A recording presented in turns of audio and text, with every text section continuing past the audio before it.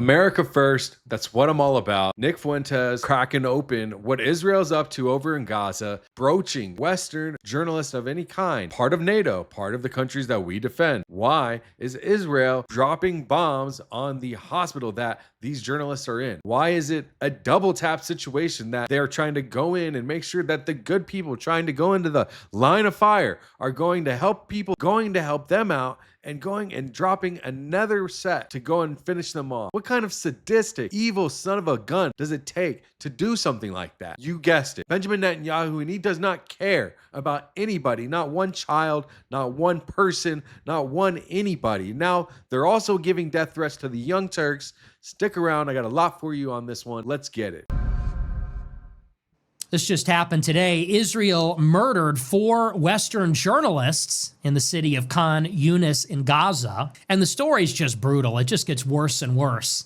So Israel, as I said at the top of the show, they have killed so far roughly 200 plus journalists since the war in Gaza began, and they do so intentionally. They killed 4 journalists that are subcontractors with Western media outlets like Reuters and Associated Press and others. And the story gets worse than that. They killed 4 journalists. Why? Because the journalists are covering the famine and the genocide in Gaza. Where? They killed them at a hospital where people are being treated for their injuries. What happened? Israel bombed the hospital twice. Once to hit their targets, and then a second time to get anybody they didn't kill and anybody that came in as first responders. This is the evil of the government of Israel. And this is the story from the New York Times, or pardon, this is from antiwar.com. It says, quote, "The Israeli military on Monday massacred 20 Palestinians, including 5 journalists, in an attack on Gaza's Nasser hospital that involved a double tap strike on rescue workers in the southern city of Khan Yunis. According to the Associated Press, the initial strike at 10:10 a.m. Gaza time hit the 4th floor of the hospital, which has surgical operating rooms and doctors' residences, killing at least 2 people. Then, once rescue workers and journalists arrived at the scene, a second strike hit, killing 18 more people. A double tap attack that was caught on video. The Israeli outlet 972 magazine published an investigation last month that said that the IDF had adopted using double tap strikes as the standard procedure in Gaza. According to Reuters, the initial strike killed one of its contractors, cameraman Hussam al-Masri. The Israeli newspaper Haaretz reported that the Israeli military said the initial strike targeted a camera, which they claimed was a Hamas camera that was being used to observe IDF forces. They say that an Israeli tank shell struck the area, then another one was fired to make sure the camera was destroyed. Israeli Prime Minister Benjamin Netanyahu later claimed that the double tap strike was a tragic mishap, but Israel's Channel 14 reported Israeli soldiers said the attack was approved and coordinated with senior command. What kind of sadistic, nasty-minded person does it take to do something like that? To go in, not only bombing a hospital of civilians just trying to get help, not only the journalists that were already there, not only people there running to go help, good people running to the line of fire where bombs were just dropped to go help the people injured, putting themselves in harm's way. And Israel knowing that, intentionally going for round 2. It just makes me sick. Tell me how that makes you feel down below. The other 4 journalists killed by the Israeli attack on the hospital were Mariam Abu Daga, who freelanced for the Associated Press, Mohammed Salama, who worked for Middle East Eye and Al Jazeera, Moaz Abu Taha, a freelance journalist working for several news outlets, and Ahmed Abu Aziz, another freelancer contributing to Middle East Eye. Daga recently co-authored a report for the Associated Press that highlighted the plight of malnourished children in Gaza who are being starved by the Israeli blockade. Middle East Eye said that its head of video production recently spoke with Salama about Israel's starvation policy and that he expressed fear of being targeted by the IDF in the wake of the assassination of another Al Jazeera reporter, Anas al-Sharif. The Israeli military has killed a huge number of journalists throughout its genocidal war on the Gaza Strip. According to the Palestinian Journalist Syndicate, the attack on the Nasser hospital brought the total number of journalists killed by Israeli attacks to more than 244. The reason they do the attack is because they're committing a genocide. Israel is in Gaza long after they should have left, murdering women and children, starving them to death, destroying hospitals and schools and infrastructure. It is only thanks to Western journalists that we know any of this. because the Israeli press is under military censorship. They're covering it up. Outside journalists are not allowed inside Israel. The Israeli press is under military censorship, and so what they can report is restricted. The only way that we know about what is even happening there is because of these outside journalists, international or Western journalists that are inside the Strip. Israel is systematically killing them because they do not want the world to know what is happening. They do not want the world to know that they are starving 2 million people to death. They do not want the world to know that out of all the casualties in the past few weeks, 70% of them are women and children. They don't want the world to know what they're doing. That's the world's most moral army, by the way. That's what they claim to be. The world's most moral army, as long as no one's looking, as long as no one's paying attention and there's no outside journalists there to cover it. So they're engaged in a systematic murder. Do you think that they did this intentionally to silence the journalists? Of journalists because they're engaged in a systematic ethnic cleansing and starvation of 2 million innocent people. In this strike, they targeted a camera at a hospital. So they killed some of the people being treated at the hospital, doctors, civilians, sick people. A tank shot the hospital to cover up their crimes.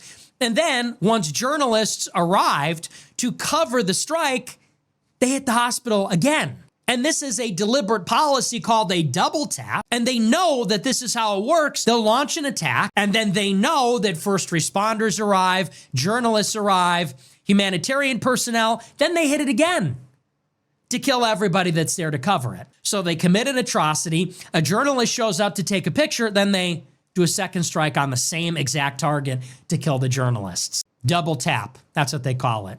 This is what they do. Where's the condemnation from all the Christians? Where's Charlie Kirk on this? Charlie Kirk cannot call himself a Christian anymore. Sorry, you forfeited that. I do not want to hear, and you cannot allow Charlie Kirk to go to one more public event, one more question and answer, one more ask me anything, without being protested, without being shouted down, without being interrogated about this. This guy goes around from campus to campus in the most artificial and phony and fake way, talking about, oh, God made me very blessed that I control $500 million. Oh, I'm so blessed. I'm so rich and I'm so blessed. And oh, God's been so good to me. I'm such a Christian. Oh, the Lord gave me the Sabbath. I take Saturday off. You sit there and call yourself a Christian and then you make excuses for the genocide of 2 million people? Seriously? You stand there and purport to be an evangelist like Billy Graham? Oh, you're the latest Billy Graham? You're our generation's America's pastor? Why? Because you said the right words? Because you said, God bless, God bless, God bless, my friend. Oh, I rebuke the devil in the name of Jesus. And then you go around from campus to campus making excuses for a famine? You have a rabbi from Israel on your show to explain how Israel's not inflicting a famine on these people. That's fake news. That's not a genocide. Israel could kill them all if they wanted to. Seriously? It's disgusting. This is what our country is supporting. And by the way, if any other country was doing this, there would be sanctions. They say Israel's not the enemy. What would a country have to do to be the enemy? Exactly. What do you think about that? Do you think that they've done enough to warrant themselves as an enemy? I want to know what all of you think. I want to know what America First thinks about that statement. They say Israel's not the enemy. What would a country have to do to be the enemy? Exactly. What made Saddam Hussein the enemy? What makes China or Russia the enemy? Has Vladimir Putin done anything like this? What makes Putin the enemy? What makes China the enemy? What makes them the enemy that does not make Israel also our adversary and actually a friend that we should continue to support? So it just doesn't get any worse than this. It's just a one layer on top of the next. They're carrying out a famine and a genocide. They're engaged in a cover-up of it. They're killing journalists to cover it up. And how do they kill journalists? They blow up a hospital first to lure journalists in, then murder them in a second strike. And then they lie about it. And then they tell us, well, that's just a tragic mishap. I would ask another question. I've seen Mark Maron making the rounds. Have you seen this? And Young Turks, both the Young Turks go in on Israel as well for the same exact situation with hospital being bombed in Gaza. Israel claiming negligence is just, it was an accident or we didn't know. I mean, this claiming of we didn't know and claiming of negligence or an accident or whatever is bullshit. We need to hold them accountable. This reporting needs to not stop. Here's one person. You will meet your demise for all the unjust damage you have caused, just like Candace Owens. Oh, nice threat. It will be your turn soon. Those who hurt Jewish nation historically, whether collectively or individually, received their brutal karma sooner or later. Your time will be up soon. So that's a very specific death threat that's saying we're gonna kill you. Because by the way, when Israelis say they're gonna kill you, they probably are. I mean, so every threat from an Israeli is super serious. Right now, their government is run by a bunch of psychotic serial killers. And honestly, this is not a new phenomenon. In 2018, when the Palestinians were doing a peaceful protest walking up to the wall, the IDF murdered every single one of them. Sniper shots, killed them all in a peaceful protest. Killed an American journalist covering it with a sniper shot to the neck.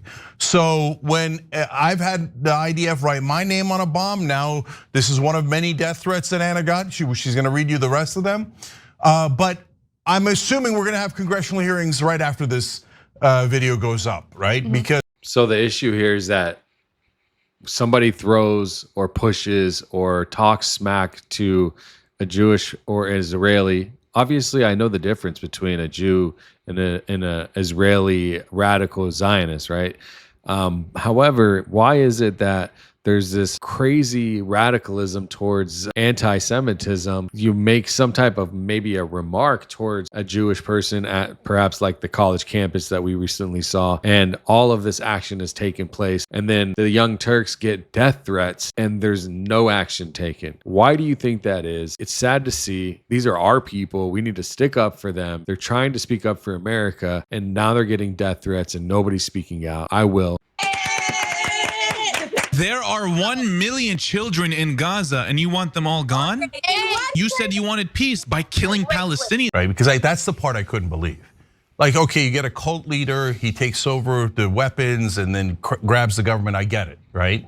But I wanted to know about the banality of evil and how the Germans thought, oh, it's no big deal, round up the Jews and the Poles and the Roma and the LGBTQ and murder them all, put them in gas chambers, etc. No big deal, right? How could human beings think that way?